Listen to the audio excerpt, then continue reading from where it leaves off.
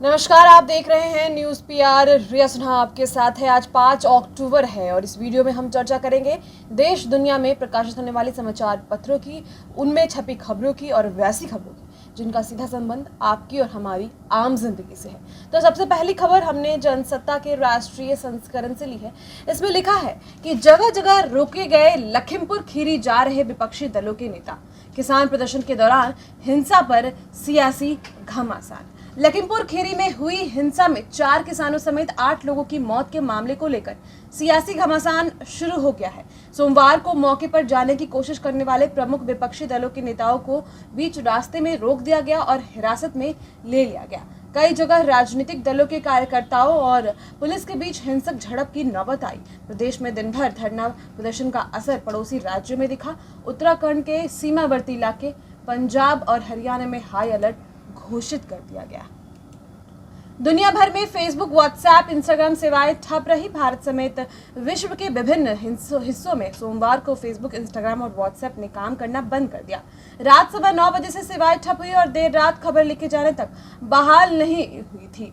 इस बारे में फेसबुक ने कहा कि उसे इसकी जानकारी है और सेवाएं बहाल कराने का प्रयास कर रही है।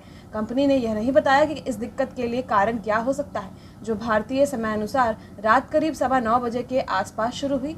वेबसाइट और ऐप की दिक्कत होना सामान्य है, हालांकि वैश्विक स्तर पर ऐसा होना दुर्लभ है। आर्यन समेत 3 को 7 अक्टूबर तक एनसीबी हिरासत। मादक पदार्थ मामले में शाहरुख खान के बेटे को कोई राहत नहीं।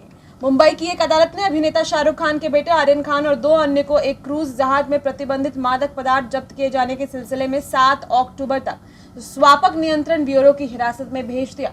एनसीबी को रविवार को दी गई 1 दिन की हिरासत की अवधि समाप्त होने के बाद तीनों को अदालत में पेश किया गया। एनसीबी ने मुंबई से गोवा जा रहे क्रूज जहाज पर छापेमारी के बाद इन लोगों को गिरफ्तार किया था। इस बीच एनसीबी ने मुंबई लौटने पर समुद्री यात्री पोत की तलाशी ली और 8 लोगों को हिरासत में लिया। आदेश। सुप्रीम कोर्ट ने आपदा प्रबंधन प्राधिकरण के दिशा निर्देश को मंजूरी दी। रिपोर्ट में कोरोना से मौत का जिक्र नहीं, तब भी मुआवजा। सुप्रीम कोर्ट ने सोमवार को आदेश दिया कि कोई भी राज्य कोविड से जान गंवाने वाले परिजनों को 50,000 की अनुग्रह राशि से सिर्फ इस आधार पर इंकार नहीं करेगा कि मृत्यु प्रमाण पत्र में मृत्यु का कारण कोविड नहीं लिखा है। Justice MR. शाह और जस्टिस ए.एस. बोपन्ना की पीठ ने कोविड से मौत के मामले में मुआवजे के लिए राष्ट्रीय आपदा प्रबंधन प्राधिकरण के दिशा निर्देशों को मंजूरी देते हुए यह आदेश दिया है। संजय चंद्रा की पत्नी गिरफ्तार। प्रवर्तन निदेशालय यानी कि ईडी ने मनी लॉन्ड्रिंग मामले में यूनिटेक के संस्थापक रमेश चंद्रा और पूर्व मालिक संजय चंद्रा की पत्नी प्रीति को गिरफ्तार कर लिया। इसके अलावा राजेश मलिक को भी गिरफ्तार कर लिया गया। मुख्यमंत्री नीतीश कुमार ने कहा, महाराष्ट्र की बिहार से तुलना कैसे संभव, नीति आयोग पिछड़े राज्यों की अलग कसौटी तय करे।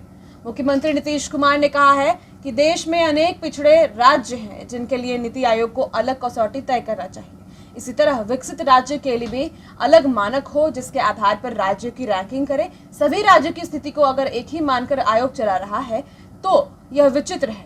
मूल्यांकन का तरीका होना चाहिए। कार्य व विकास का मूल्यांकन करते हैं तो बुनियादी चीज भी जानना चाहिए।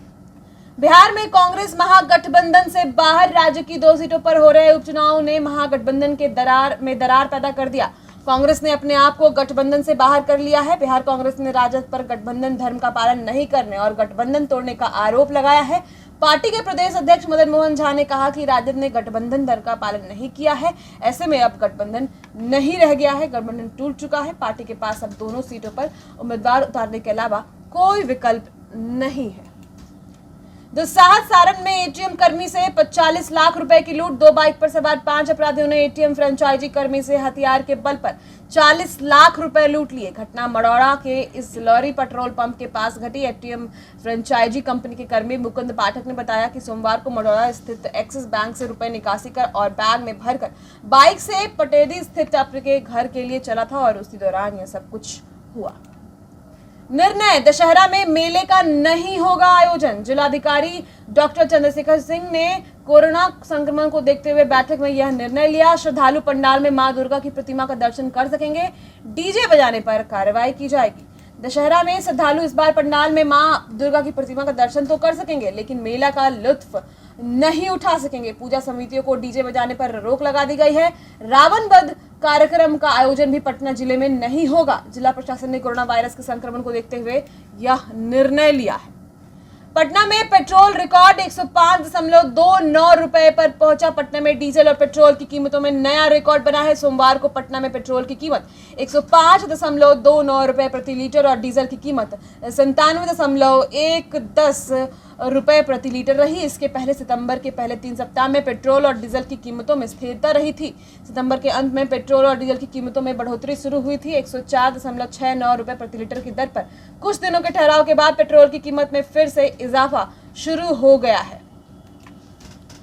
तो आज के अखबारों से तमाम इतनी ही खबरें थी। कल फिर इसी वक्त मिलेंगे, तब तक के लिए आपसे विदा लेना चाहूंगी और कहेंगे कि आज दिन भर तमाम बड़े और छोटे खबरों के लिए न्यूज़ पीआर के साथ आप बन रहे हैं। शुक्रिया।